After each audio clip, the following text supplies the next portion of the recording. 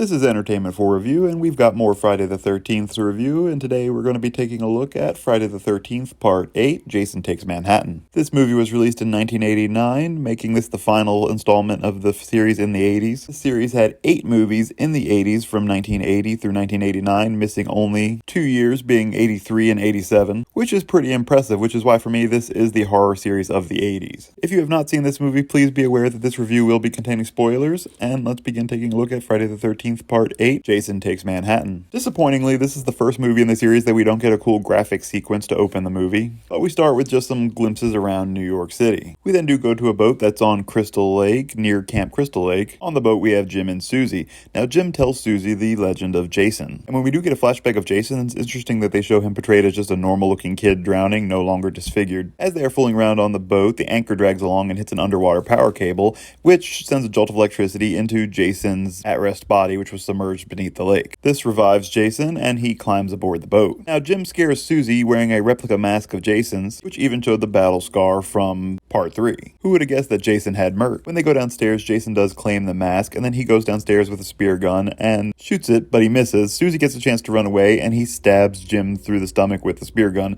He then goes in pursuit of Susie and finds her hiding in a hatch below the deck and stabs her with the spear. And I guess there weren't any teenagers hanging around Crystal Lake for Jason to kill, because he decides to do something different. He commandeers the boat and takes it to a harbor, where he boards the cruise ship, the SS Lazarus, which is taking a group of seniors on a senior trip to Manhattan. The trip is led by the principal, Charles McCullough, and a teacher, Colleen Van Dusen. Notable students on the trip are Rennie, who is the principal's niece, and he doesn't seem happy that she's there, Sean, Julius, Tamara, Eva, Wayne, Miles, and JJ, and some other unnamed teens. We also have something that we haven't had in the series in a while, similar to Crazy Ralph in parts 1 and 2, and Abel in part 3. We have a crazy person as a deckhand, and he is warning people on board the ship that they are doomed. The first of these teens to have an unfortunate run-in with Jason is JJ, a wannabe rock star who goes below the deck to film a music video. While she's down there practicing, Jason sneaks up behind her. She tries to run away and goes down to deck, but Jason uses some of that famous teleporting to appear in front of her and kills her with her own guitar.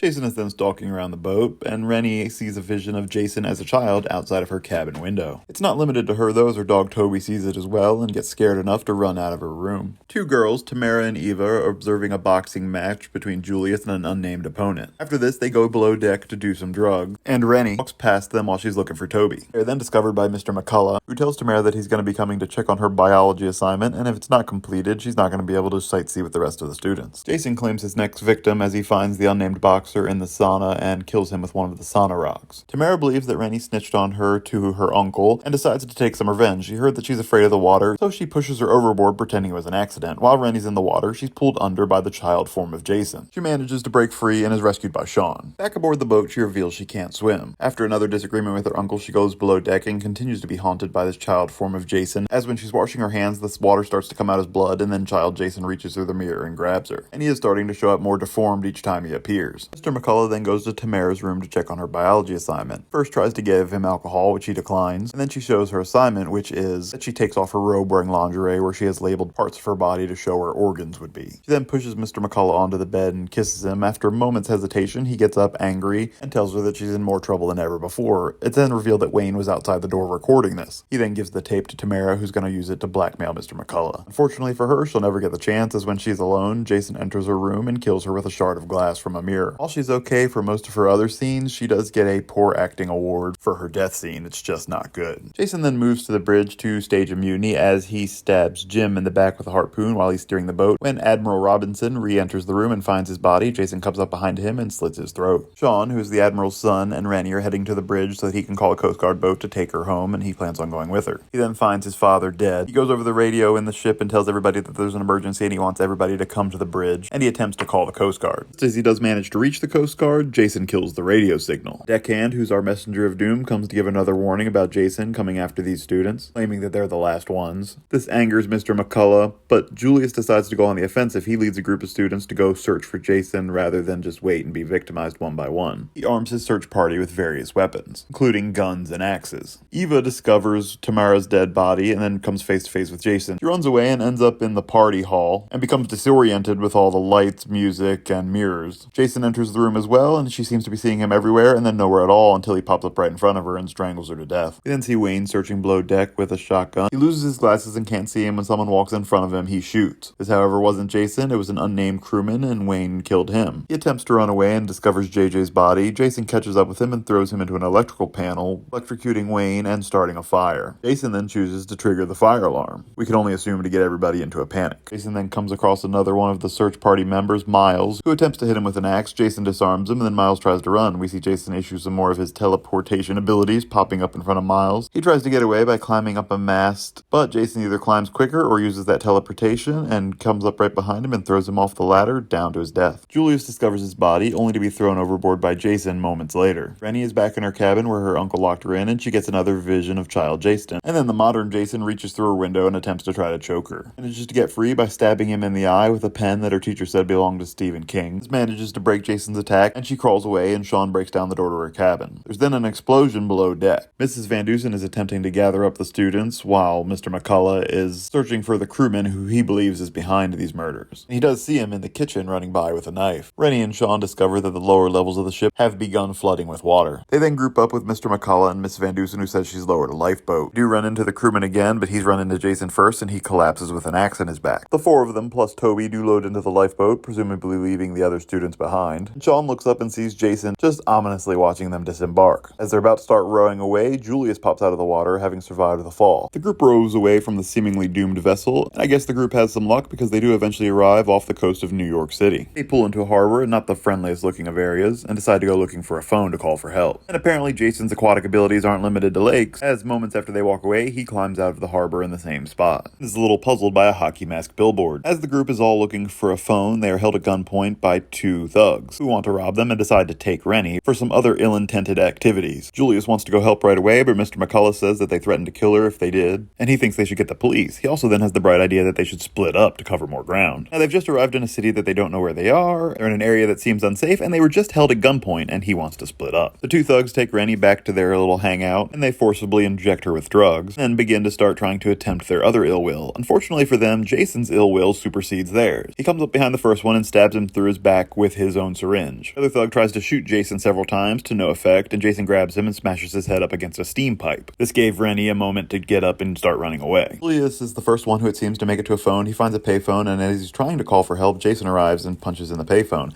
He retreats up to a roof where he finds himself at a dead end and at a standoff with Jason. He decides to try to use his boxing skills to fight, and he lands punch after punch on Jason, punching him in the mask, punching him in the body, and Jason is just absorbing it all without any effect. Julius does eventually tire himself out, at which point he tells Jason to give him his best shot, and Jason does. He punches him once and knocks his head clean off.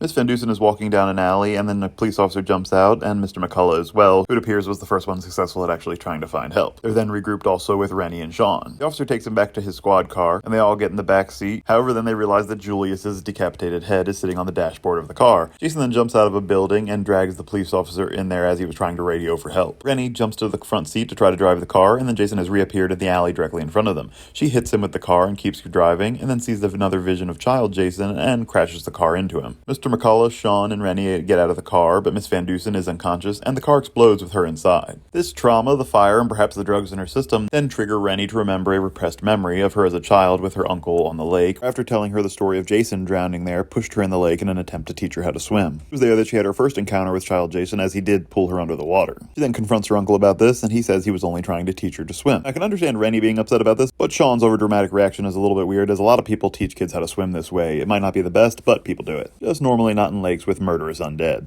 Rennie and Sean take off down the alley, and Mr. McCullough then comes face to face with Jason, who's woken up after being hit with the car. He tries to run into an abandoned building, and then Jason throws him out from a floor up. He then comes out and picks him up and forces him headfirst into a barrel of unknown liquid, drowning him. Sean finds Rennie sitting in a chair, taking time to contemplate the tragedies of her life. He tries to comfort her until Jason pops up, and the chase resumes. They try to run down to the subway, and think they've gotten away when they get aboard a subway car, only to turn and see Jason is also on the subway car. They race to the back of the train, and when Jason's almost there, they hit the emergency emergency stop, which causes him to lose his footing for a moment, but gives them time to slip outside. When Jason steps out of the train, Sean knocks him off balance and hits him into the third rail, electrocuting him. They make it up to Times Square, and again they think it's over, but electricity is what's brought Jason back to life multiple times, so it's not going to take him out. Of course they don't know this, so they're surprised when they turn around and see him up on the street again. In pursuit, Jason knocks over a radio of 4 gang members. They're going to try to fight Jason until he raises his mask, and they think better of it and run away. They retreat into a diner and try to call the police, but the waitress won't let them use their phone. Jason bursts through the door, and not everybody seems all that shocked at first. A pretty large employee attempts to eject Jason, only to be thrown into the mirror behind the counter. Sean and Rennie manage to make it out the back door into the alley, only to be cornered again by Jason, and they retreat down into the sewers, through an open manhole cover. They run through the sewers with Jason in close pursuit, and they come across a sewer worker. He tells them he'll show them the way out, and they need to hurry because these sewers are flooded with toxic waste every night. As they're walking along, Jason comes out and grabs the sewer worker and kills him with his own pipe wrench. Sean had gotten knocked out in this process, and Jason's about to kill him until Rennie distracts him with a flashlight. She says, "You didn't get me in the lake, and you're not going to get me now." She then leads Jason off down the tunnel. She hides in an alcove where she finds a bucket of toxic waste. When Jason comes up, she throws it in his face. This is the first thing that actually seems to do significant damage to Jason in this movie and actually makes him react. He does pull off his mask, and his face is just as ghoulish as ever, and maybe actually melting from the chemical. Rennie runs back down the tunnel towards Sean, and Jason slowly tries to pursue, but he is clearly suffering from this damage and is stumbling into the walls. Rennie and Sean try to climb a ladder up to a sewer grate, but they're having trouble getting it open, and Jason has come to the bottom of the ladder and begins trying to grab Rennie. There's then a rumbling as the waste then begins flowing down these tunnels. And again, to hear Jason's voice as a young child, he seems to have a fear reaction of the liquid rushing towards him. It does hit him and pull him away. Sean and Rennie seem to be high enough to avoid it, and it does seem to be destroying Jason's body, and they show a storm over the city. When the liquid subsides, Jason has returned to a child state and appears to be dead. Again, notably appears not to have any deformities. Sean and Rennie do make it up to the surface after this, and appear that they're just going to go about their New York sightseeing. And they are reunited with Toby. And this is how we end the 8th installment of the Friday the 13th franchise, Jason Takes Manhattan. I look at this movie in 2 different ways. As a standalone movie, I've always kind of liked it. But in the context of the series as a whole, it doesn't really make any sense. But as I've said, at this point in the franchise, any semblance of continuity is pretty much out the window. Jason is brought back by something that's brought him back before, a strong burst of electricity. But this time behaves quite differently than ever before, as this time he doesn't just wake up and start killing people who are around Crystal Lake. He in fact steals a boat, leaves Crystal Lake, and goes after a group of teenagers that are on a cruise ship heading for New York City. I guess they try to explain this by the fact that Rennie had a run-in with a child version of Jason when she was pushed into the lake as a child. But this is a little confusing as well, because it would make it seem like Jason exists in multiple forms at the same time. It was odd that Rennie kept hallucinating Jason as a child. It's unclear if these were purely hallucinations or if Jason was causing them to happen, and if her being there is what drew Jason there in the first place. Jason has not usually been so drawn to one individual person. Once on board the ship, he does resume his normal methods of killing everybody around. But when they get to the city, it's clear that he's hunting the people that were on the ship. Jason's death scene in this movie raises more questions than answers. It would be one thing if Jason simply dissolved and died in the rush of toxic wastes. However, a few other things do happen in this scene. For one thing, when the liquid's rushing towards him, we see Jason spit up water, and he seems to be hearing the voice of himself as a child, saying not to let me drown. Now, Jason having some fear of this would make sense if it had been continuous with anything else in the series, or even in this movie. It might make sense for Jason to have an aversion to the water. However, he never has. He's killed people in the water, he's gone in the water to kill people, and he's traveled by water. This very movie, he goes into the water to get aboard the Lazarus, and then he comes out of the harbor in New York City. Another thing that happens is as he's dying, there's a storm going on above the city, and lightning strikes the Statue of Liberty. I don't know what this is supposed to be, if this is supposed to be a release of his evil energy, but this has never happened in any of the other movies. And finally, he seems to have reverted to his child form after the water recedes. It's unclear if this is just another hallucination of Rennie's, but Sean seems to be seeing it as well. Overall, this scene is just a little muddled and has too much going on. We do see Jason's hockey mask floating away at the end of the scene. Again, I don't know if Jason is meant to be coming after just Rennie specifically. At the end of each movie, there's usually a survivor or a couple of survivors. We don't really see Jason ever going back for them, with the exception of Alice from the first movie, and I think that's because she's the one who killed his mother. And we get no follow-up with Rennie after this. Kane Hodder delivers another good performance as Jason in his second appearance in the role. As I've said, my favorite rendition of Jason. I just enjoy his mannerisms and what he brings to the part. Jason is still pretty much a juggernaut in this movie, immune to most damage. A hit by a car only managed to stun him temporarily, and the only thing that managed to hurt him was a vat of toxic waste to the face. His appearance is still that of basically a walking, killing corpse, and quite the waterlogged one this time. He is less rotted away before not displaying parts of his skeleton. And it seems like there might be some underwater plant life growing on part of him where his clothes are ripped. He also, no matter how much time has passed and how long he's been out of the water in this movie, always appears to be drenched wet and dripping water. You only see his face briefly in this movie, but it's ghoulish as before, and seems to be starting to melt from the chemicals Rennie poured on him. There are 19 confirmed deaths in this movie, 17 of which can be attributed to Jason. Starting out, Jason killed Jim and Susie at the lake, Lake, then moved to the Lazarus where he killed JJ, the unnamed boxer, Tamara, Jim Carlson, and Admiral Robinson, Eva, and an unnamed crewman was shot by Wayne, and then Wayne himself was killed by Jason. Jason then killed Miles, the deckhand who was giving ominous warnings. Moving to New York City, Jason killed the two thugs in the alley. He killed Julius, the police officer. Miss Van Dusen was then killed when she was left in the police car that exploded. And then Jason killed Mr. McCullough and the sanitation worker.